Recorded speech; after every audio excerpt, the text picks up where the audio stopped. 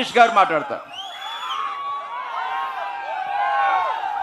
BR Ambedkar Konaseema జిల్లాకి విచ్చేసిన శ్రీ నారా చంద్రబాబు నాయుడు గారికి స్వాగతం సుస్వాగతం తెలియజేసుకుంటూ, అలాగే ఇక్కడికి విచ్చేసిన తెలుగుదేశం, జనసేన, బీజేపీ కుటుంబ సభ్యులకు పేరు పేరున నమస్కారాలు తెలియజేసుకున్నా.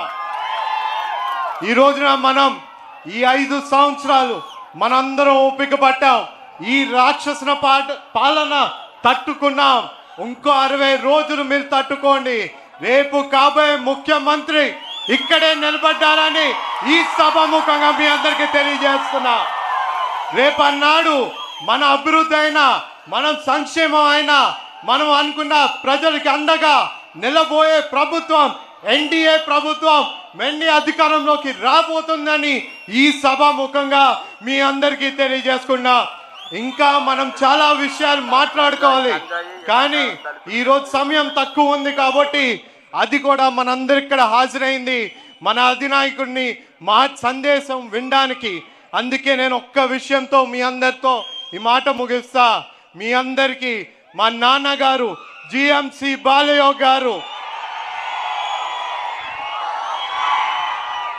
ఆనాడు స్పీకర్ కుర్చీలో కూర్చోబెట్టాలన్నా, ఈ కోనసీమ జిల్లాకి అభివృద్ధి చేయాలన్నా అది కేవలం సాధ్యం మన చంద్రబాబు నాయుడు గారు ప్రోత్సాహం వల్లే అని కూడా ఈ సభాముఖంగా మీకు తెలియజేసుకున్నా.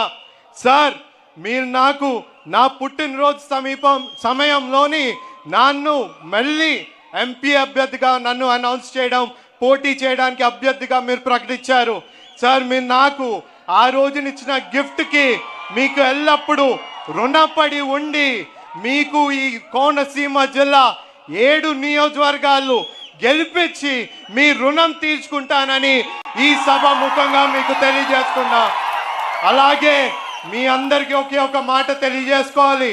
మా నాన్నగారు జిఎంసి బాలయ్య గారు ఏ విధంగా మీ అందరితో కలిసి నడిచారో అదే విధంగా నేను మీ అందరితో కలిసి నడుస్తానని ఈ సభాముఖంగా మీ అందరు తెలియజేసుకున్నా.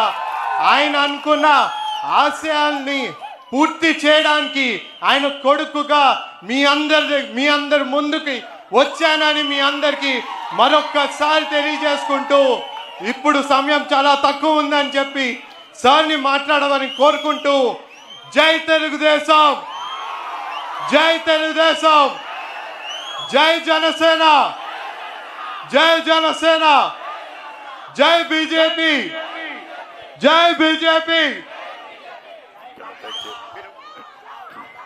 మాన్యులు, మన ప్రియతమ నాయకులు,